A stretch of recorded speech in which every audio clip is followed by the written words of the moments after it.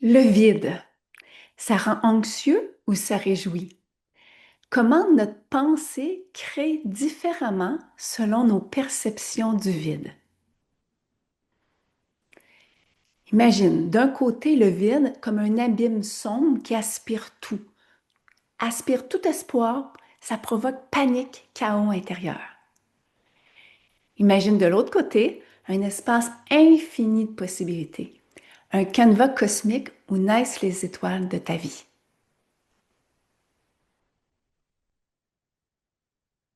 Aujourd'hui, on explore les différentes perceptions du vide pour réaligner notre réalité aux croyances d'aujourd'hui. Dans l'ancienne représentation du monde de la physique newtonienne, la physique classique, où tout était mécanique, prévisible, on percevait le vide comme une matière noire. Puis cette matière noire, elle était inutile, elle était rien. Et vu qu'elle était un rien entre les objets qui pouvaient être visibles, prévisibles, calculables, ben, cette matière noire-là n'était pas considérée, voire même qu'elle pouvait faire peur ou être complètement ignorée. Du côté de la philosophie, un des grands penseurs, Jean-Paul Sartre, lui voyait le vide comme un néant, le vide existentialiste. Pour lui, Dieu n'existait pas et le vide, cet espace face à un absolu, était plutôt angoissant. Puis pour l'art et la culture minimaliste, par exemple Rothko ou la musique de John Cage, qui est un peu plus contemporaine, le vide qui se retrouvait dans la musique ou dans l'espace pictural, en fait, était perçu aussi comme angoissant. Souvent, ça signifiait une absence de relation, ou ça invoquait une solitude ou une dépression, bref, un écho de quelque chose qui est abandonné. Alors, imaginez quand physique, philosophie et culture ont des perceptions similaires du vide, comment au niveau sociopolitique on crée. Imaginez un instant, comment peut avoir de l'air une société qui est branchée sur ce paradigme-là? La physique unifiée, elle, démontre aujourd'hui une nouvelle conception de la matière. En fait, cette matière noire-là est pas du tout inutile. C'est le vide, c'est même appelé le champ de particules d'où émerge la lumière. Alors, avec ce vide, ça devient même le support de création technologique où on peut extraire de cet espace des ressources qui sont infinies et vu qu'elles sont infinies, elles sont renouvelables et sous forme de développement perpétuel. Alors, dans la conception de la physique unifiée d'aujourd'hui, le vide, c'est un espace à partir duquel on peut créer. Contrairement à l'angoisse de Jean-Paul Sartre, dans la culture orientale, par exemple dans le Qigong, le vide, c'est un espace de plénitude. On va cultiver cette énergie à différents niveaux. On va cultiver l'énergie primordiale, le Jin, pour le transformer en énergie Qi, qui va ensuite élever le Shen, notre esprit. Donc, plus on cultive et se tonifie à condenser l'énergie présente autour de nous, plus on peut rajeunir, allonger notre espérance de vie et non plus aller à la mort très tôt, mais au contraire, vivre plus de 100 ans. Et par exemple, dans la musique ou la culture, je vais prendre un exemple de danse contemporaine, le vide est en fait une zone de propulsion. On peut utiliser vraiment en biomécanique pour augmenter notre potentiel, faire des vrilles, faire des tours, faire des jumps. L'espace du vide est comme en fait une bombe atomique corporelle. Fait qu'imaginez sur ce paradigme de pensée, qu'est-ce qu'on peut créer à l'échelle d'une société comme direction sociopolitique?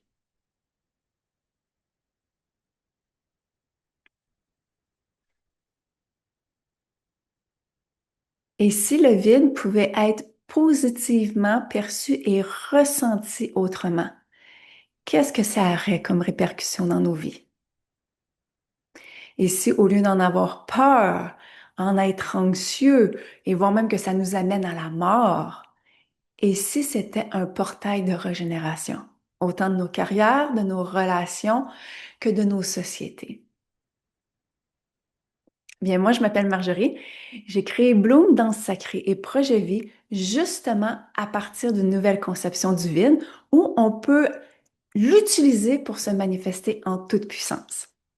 Si j'avais à résumer le fondement là, de ce que j'aime partager, j'oserais dire que c'est de transformer l'absence en présence.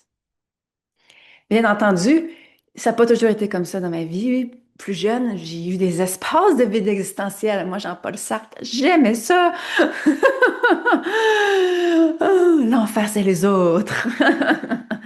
Ben, c'est sûr que ça donnait du carburant à l'espèce de crise adolescente que j'ai vécue, mais que je pense que tout le monde vit quand on est branché sur cette vision-là, qui a aussi teinté la physique newtonienne. C'est ce qu'on apprenait à l'école. Donc, ça m'a déprimée pendant longtemps, ça m'a autodétruit. Je me suis vraiment laissée aller à la mort pendant longtemps dans ma vie. Alors, il a fallu que m'en est, je fasse une alchimie personnelle. Et maintenant, j'ai transformé ça, je peux voir comment ça encastre, ça affecte bien les systèmes de notre vie. Alors, je vais donner des exemples, comment au niveau personnel, cette grande interprétation du vide peut teinter bien des choses, jusqu'à nos couples, jusqu'à des choix au quotidien. Fait que si je donne l'exemple d'une famille, ben, il faut se le dire, il y a bien souvent des couples qui sont rendus dans des phases de vie où il n'y a plus trop de feu, où le magnétisme est éteint, on n'a pas de projet. Puis, boum, c'est drôle, c'est là qu'arrive un enfant. Et on est sur le bord de se laisser, et là, le bébé il arrive, et tout d'un coup, il vient redonner un autre sens. Ou, à la longue, ça devient un fardeau qui pèse sur les familles qui deviennent de plus en plus reconstituées. Ça a l'air de rien, mais ceci arrive parce que on est dans un paradigme de vide. Et qu'est-ce que ça crée comme répercussion chez un enfant? Ben, ça va le mettre souvent comme étant un sauveur de la situation parentale ou comme héritier d'une lignée transgénérationnelle qui est basée sur la peur du manque.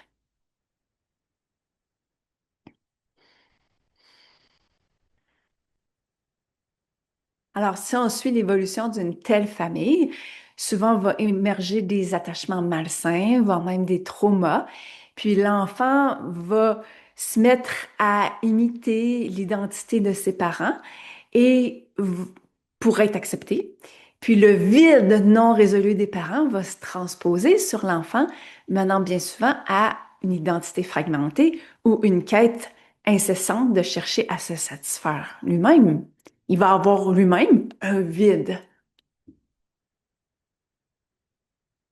Si on continue, arrivé à l'école, souvent à l'école, on est un peu comme des patins, là, ou des vases vides à remplir. Et là, on rentre dans tout un système de ficelles de croyances puis de conditionnement. Et là, on va devenir chargé de cette vision du monde qui va nous être inculquée. Mais souvent, à ce moment-là, on va s'opposer, on va même rejeter, et c'est là qu'il y a quelque chose qui va clasher à l'intérieur. Est-ce que l'adolescence pourrait être vécue autrement? Certainement, mais en ce moment, ce qu'on vit, c'est vraiment l'éclatement ou l'explosion euh, face aux règles qui sont imposées. Puis soit que ça explose, ou soit que ça vire en autodestruction. Et qui dit autodestruction mène tôt ou tard à des maladies auto-immunes. Fait que pourquoi on voit autant de problèmes de santé, même chez des jeunes de plus en plus jeunes? Ben, ça en est une explication. Alors, il y a différentes voies qui peuvent se prendre là. Moi, j'étais dans l'addiction, dans la drogue, dans l'abus, mais il peut y avoir toutes sortes d'autres phénomènes qui arrivent. Puis il va venir ensuite, ben, quand on vieillit un peu, on a le modèle de vouloir être en couple. Fait que souvent, à ce moment-là, soit qu'on va répéter ce qu'on a vécu des parents pour essayer de changer le pattern de façon inconsciente, ou, et, ben, si on écoutait beaucoup de films, on va rechercher cet amour-là, cette romance-là. Et encore une fois, c'est des stratégies pour remplir un vide intérieur. Puis là, ben, si on devient adulte, à partir de là, ben, les projets, les directions, nos choix de carrière, nos choix d'amitié, et ben, souvent, on va vouloir en profiter au max. On peut devenir passionné, puis genre vivre une vie de jouissance, ou et on va peut-être essayer de consommer au plus possible. Puis même si on va au niveau des politiques, on va vouloir extraire les ressources. Il n'y aura pas de problème parce que tôt ou tard, anyway, la matière est vide. C'est pas renouvelable. On va vers la mort, alors aussi bien la consommer. Fait que, par exemple, la déforestation, prendre les ressources de la terre, euh, tire en dessous de ça sur des schémas de croyances qui sont tels.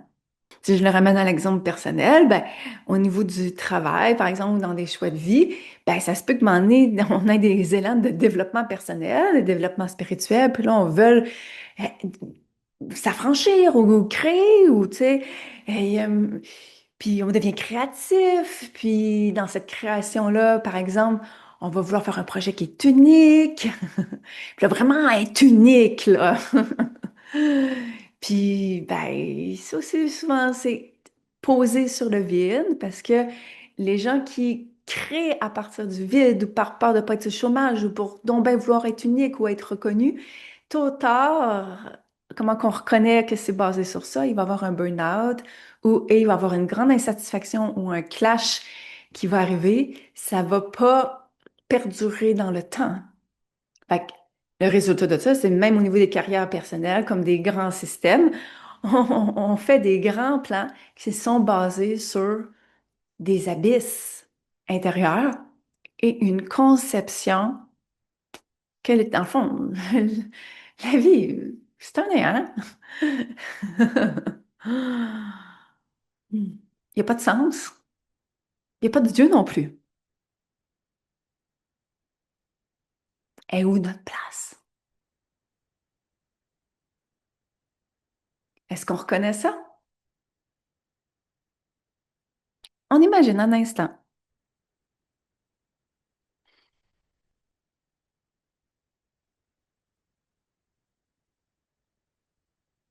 Maintenant, on va shifter le système de croyance de la même histoire dans un paradigme de pensée basé sur le plein. Alors, si on imagine des parents qui sont heureux d'être ensemble et qui ont pris le temps aussi d'être ensemble, de vivre plusieurs phases de vie, des parents qui cultivent l'amour, qui ont passé le cap d'un amour romantique, qui sont bien établis dans la maturité du couple. Qu'est-ce que c'est, pardon, concevoir un enfant à partir de ce plein d'amour? De créer à partir d'une abondance à partager, d'une envie de multiplier, d'une envie même d'ajouter un partenaire à la création familiale. Qu'est-ce que c'est de créer par abondance et non par pansement? Alors, si un enfant arrive dans une telle famille, il ne va pas naître sous l'héritage de quelque chose à sauver. Déjà, il va être libre de certaines empreintes et probablement libre d'avoir une identité propre qui peut être à l'inverse de celle de ses parents. Parce que si les parents sont dans la maturité et qu'ils sont différents, reconnaissant des espaces les uns des autres, se sont laissés de l'espace pour être au travers des cycles de la vie, l'enfant va pouvoir aussi être au travers ces cycles de la vie. Ils ne sont pas obligés d'être une copie conforme. Puis si jamais il fait quelque chose qui vient de son identité propre et profonde, ben les parents vont l'accepter pareil. Parce que au départ, c'est venu d'un élan de multiplication. À ce moment-là, on va peut-être pas envoyer cet enfant-là à l'école. Il y a d'autres façons qui vont venir pour s'éduquer. Puis peut-être même que l'enfant va tellement être plein qu'il va être capable de penser par lui-même. Au lieu de se créer une pensée avec ChatGPT ou des bases de données intellectuelles, peut-être qu'il va être capable d'avoir son propre branchement sur l'intelligence universelle, puis être capable de connecter à son esprit au higher Internet. Et du coup, ça va changer le modèle amoureux, ça va changer l'envie de carrière. Est-ce qu'ici, on va vouloir rechercher un partenaire à moitié vide? Ben, probablement que ça ne marchera pas. Fait on va répéter ce modèle de multiplication. Fait à la recherche d'individus qui de plus en plus se potentialisent et génèrent, ben, les opportunités de carrière, les projets qui vont émerger de ce plan. Comment reconnaître un projet qui va arriver de ce plein? Il va être issu de l'innovation, il va donner de l'énergie, il va perdurer dans le temps, il va se développer à l'infini. Ça ne sera pas la mort ou l'instinct de survie qui va le driver, au contraire, ça va être l'instinct d'éternité, parce que la conscience d'un individu plein est campée dans l'éternité. Et on prévoit, dans le paradigme de société, des directions, des technologies à énergie libre, à être de plus en plus démocratisées, accessibles. Puis à partir de là, bah OK, dans le passé, on a déforesté, on a pollué des eaux, des lacs, etc. OK, parfait, mais avec l'énergie libre, on peut arrêter d'extraire l'énergie fossile, on peut arrêter de produire des matériaux à partir de l'extraction, la vampirisation de l'énergie terrestre. L'énergie libre, elle est partout tout autour de nous. Il y en a tellement qu'on respire dans l'espace de l'univers, on n'en manquera pas.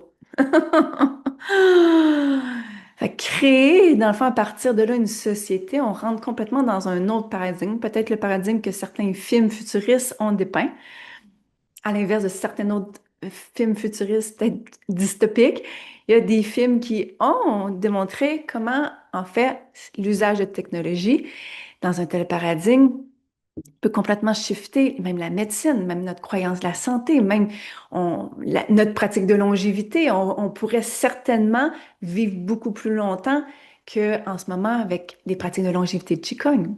Fait que je pense à un film en ce moment, Notre demeure. Je me rappelle plus qui est le cinéaste, mais Notre demeure, un film italien, c'est une des représentations moi, qui m'a marqué euh, de à quoi pourrait servir un paradigme comme ça. Fait que qu'est-ce que ça aurait l'air au final? Une société où le travail, l'amour, les relations sont pas basées sur consommer pour satisfaire un vide existentiel, mais sont générés à partir d'un plein. On imagine ensemble un instant? Parce que dans cet exemple-là, mon corps est vraiment dilaté et j'ai l'impression que le développement d'une vie humaine dans ce paradigme-là, ça part comme une petite graine qui est germée. Ouh. Puis après ça, ça devient un jardin à cultiver. Le vide devient pas une crise existentielle, mais devient des transformations identitaires harmonieuses. On change d'espace relationnel au fil de la guidance de nos instincts, de notre alignement. Puis on crée des jardins de plus en plus grands ensemble, au point que nos sociétés deviennent basées sur des relations conscientes. Puis on vit des cycles de régénération qui sont basés sur la perpétuité, le legs d'un plus, et non pas un héritage basé sur la peur du manque. Fait que concrètement, comment on peut faire cette transition-là? Parce qu'on se rend compte qu'en ce moment, dans la société autour de nous, c'est pas nécessairement ce paradigme de vie-là qui prend le dessus, mais je crois qu'il tente d'émerger de plus en plus dans la société. Mais concrètement parlant, comment en être créateur? Ben, ça doit partir de chacun d'entre nous. On ne peut pas imposer un paradigme de vie à des gens qui sont zombies automates. Donc, il y a une transition vraiment qui est individuelle, qui est à faire. Fait que là, si je le ramène à un partage personnel, dans cette époque de vie, bon, après suicide, dépression, anxiété, c'est comme à la recherche du prince charmant, relation amoureuse, polyamoureuse, rien de satisfaisant, comme mal partout, mal au corps. Là. C'est comme, OK, besoin de sécurité, le corps normal marche pas. Tu sais, au paroxysme de ça, à un moment donné, tu consultes, on te dit tout que t'es correct, mais crif, t'as le malaise en dedans. T'as la maladie inconnue, là. Tu sais, bon, au summum de ce paroxysme-là, moi, ce qui est venu à moi, c'est l'idée de faire un sevrage. OK? Autrement dit, ça a été une période de célibat conscient, mais ça a été aussi une période d'arrêt conscient de prendre la drogue, d'avoir des relations sexuelles, de faire des recherches sur Internet, là, d'écouter des films. Ça a été un sevrage là, à tous les niveaux, au point de m'asseoir quotidiennement avec moi, puis juste respirer. Là. J'avais aucune source de distraction. Vivre à Montréal dans un petit appartement, puis même essayer de faire le vide, de m'asseoir parmi le chaos de la ville. Et au début, c'était pas évident parce que à chaque fois que je touchais à des bouts d'anxiété, je voulais manger du chocolat ou écouter un film ou même aller chercher là, une phrase d'un maître spirituel. Tu sais, tout voulait rentrer. Mais la pratique, c'était justement de ne rien chercher à l'extérieur. Fait qu'au début, c'était comme vraiment intense. Puis à un moment donné, c'est comme, il y a de l'espace qui se crée. Puis finalement, ben, j'ai fini par être capable de rester assis avec ma respiration.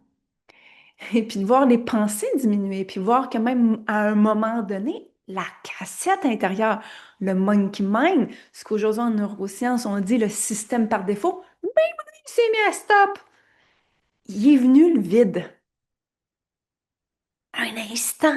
Et ce moment-là a tellement été explosivement gracieux que ça m'a marqué à vie. Et après ça, ça a propulsé un changement profond. Et c'est là que j'ai cofondé différents projets, puis que j'en suis venue aujourd'hui à vous parler.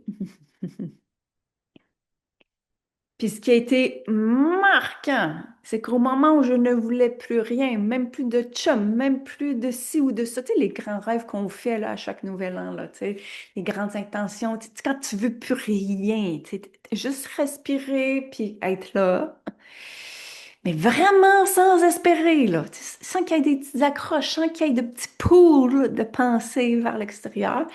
C'est exactement là où si j'aurais eu à avoir une wishlist, tout s'est arrivé comme s'il y avait l'univers qui me donnait un cadeau. Rencontre de partenaires significatifs, manifestation d'abondance, bref, j'ai eu même beaucoup plus que qu'est-ce que mon mental se donnait le droit de demander.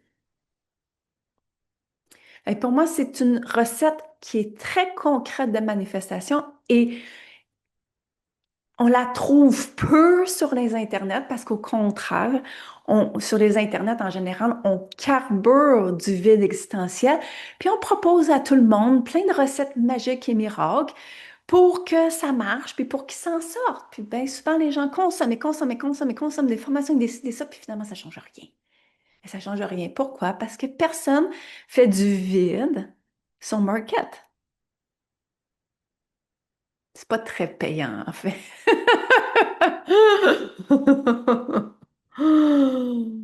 Et c'est à partir de ce moment-là que j'ai observé le conditionnement très profond en moi de toujours vouloir faire quelque chose pour être mieux ou pour aller mieux.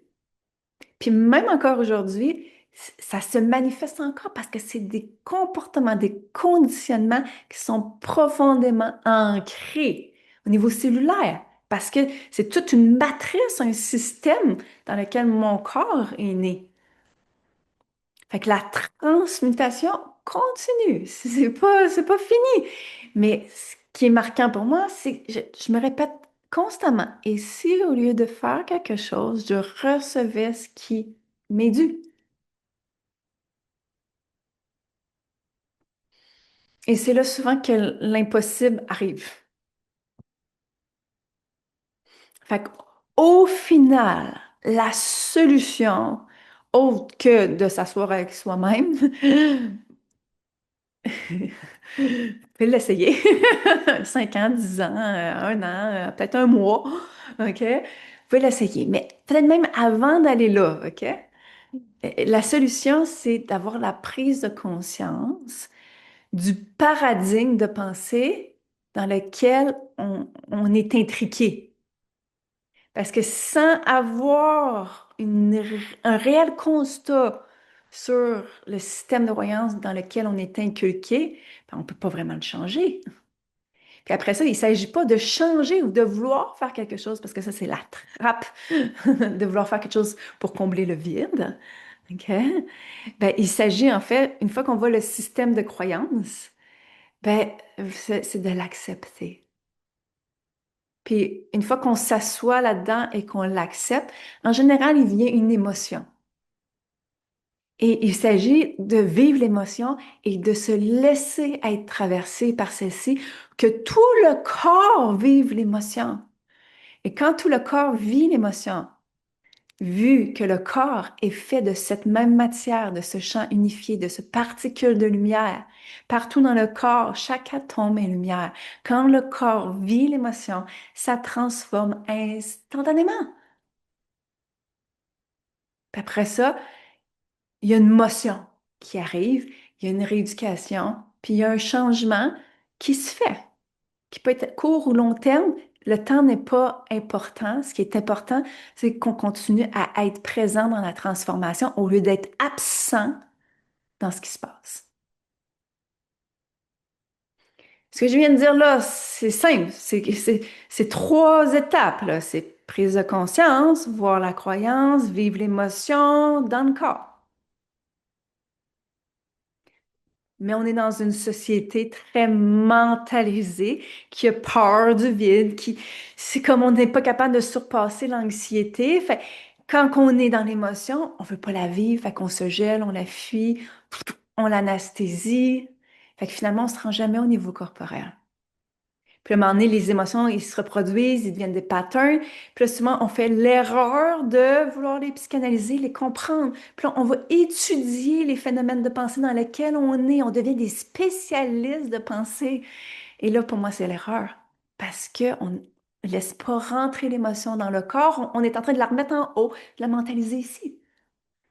Mais si on se laisse toucher par l'émotion, qu'on la pleure jusqu'à la fin, ça va devenir juste une grande vague.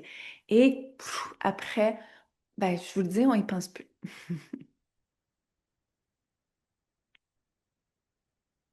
Alors, je vous propose, pour conclure, une petite méditation guidée. Asseyez-vous confortablement, vous pouvez même fermer les yeux. On va descendre dans le corps par la respiration.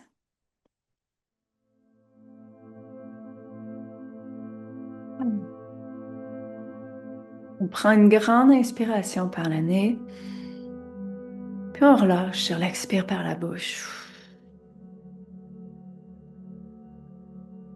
Ah, ah. On ressent son corps s'alourdir sur la chaise, le lit ou le sol, comme si la terre nous soutenait par en dessous et que le corps pouvait lâcher.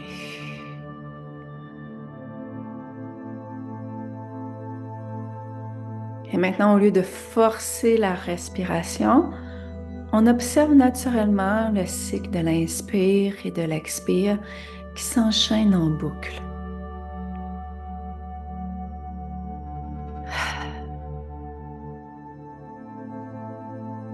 Puis on amène notre attention complètement dans notre espace intérieur, à l'intérieur de la peau, à l'intérieur de la poitrine, à l'intérieur du plexus, là où souvent on ressent ce vide.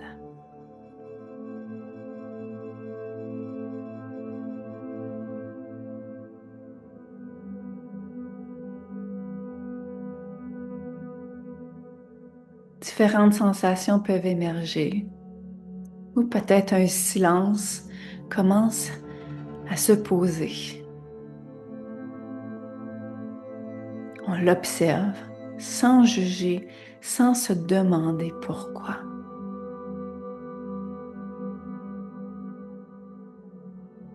Et si on changeait notre perception de ce vide, comme quoi il n'est pas effrayant, mais qu'il est un espace ouvert, infini, un canevas cosmique, prêt à accueillir la lumière de notre présence. On inspire doucement.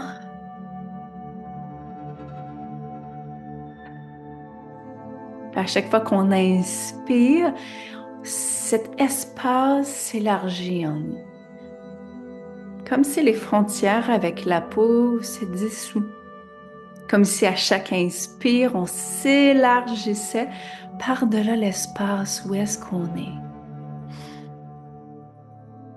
Inspire, comme un ciel nocturne qui s'ouvre autour de nous, clair étoilé, vide de nuages. Plein de potentiel.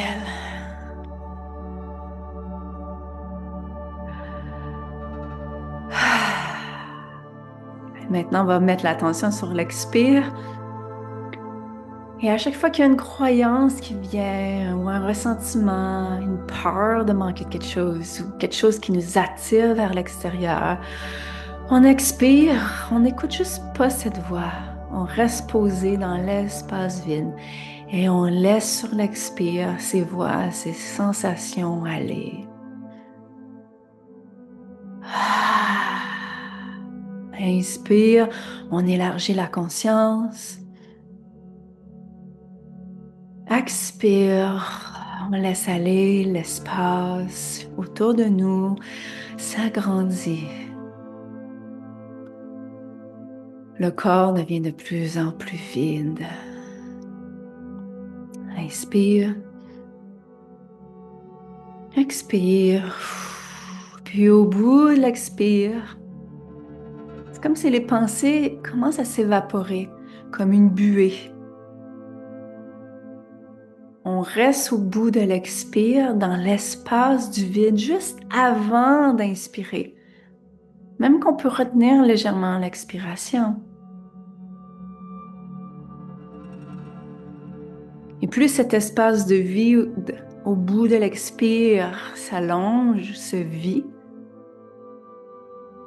plus on va sentir qu'il commence à devenir comme pétillant. On va peut-être même voir dans notre espace intérieur des petits points de lumière, des petites étincelles.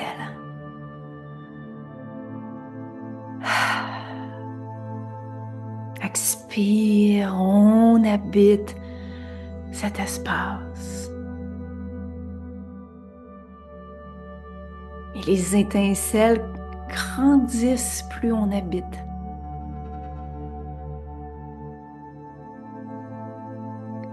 La perception change réellement. Le vide n'est plus un vide, il devient plein. Il s'agite, il s'anime. La lumière s'étend et elle peut être ressentie dans le corps. Du ciel vaste, élargi, revient dans la conscience du corps assis qui écoute. Ressens ton cœur, ton ventre, les organes.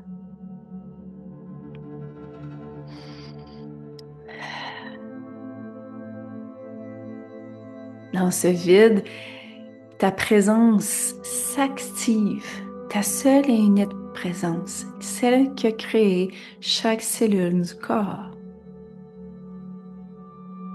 Plus il y a de vide, plus la présence prend place.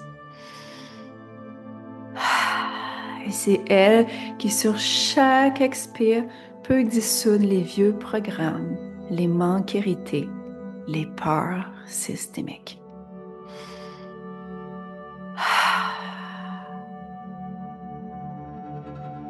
Et plus sur l'inspire, le plein va émerger, une nouvelle fréquence scintiller. Abondance, union, créativité, amour plein.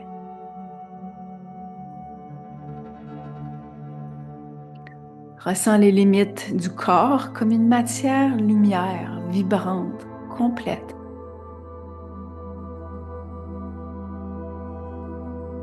Ramène tout ça dans le cycle de la respiration naturelle. Et contente-toi d'observer cette respiration.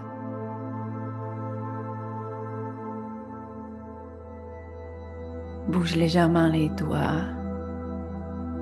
Quand tu le sens, ouvre les yeux. Et avec les yeux qui font le pont sur l'extérieur, engage-toi à amener cette respiration tout au long de la journée, dans les relations, dans tes projets.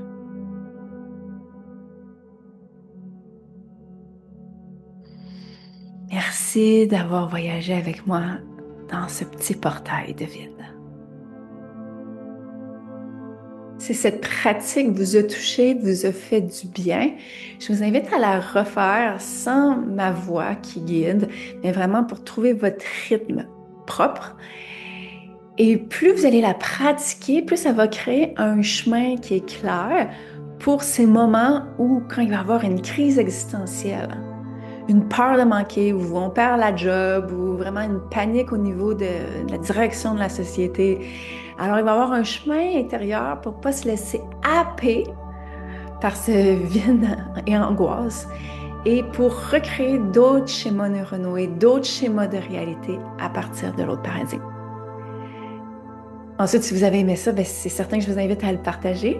Puis si vous êtes au Québec, pas très loin à Montréal, venez expérimenter un de mes cercles de danse où justement on potentialise cette énergie-là ensemble et où une formation, un service que j'offre avec Projet Vie où justement les thèmes des relations conscientes, de la régénération, la longévité sont vraiment au cœur de la démarche. Alors sur ce, vous pouvez regarder les liens en bio.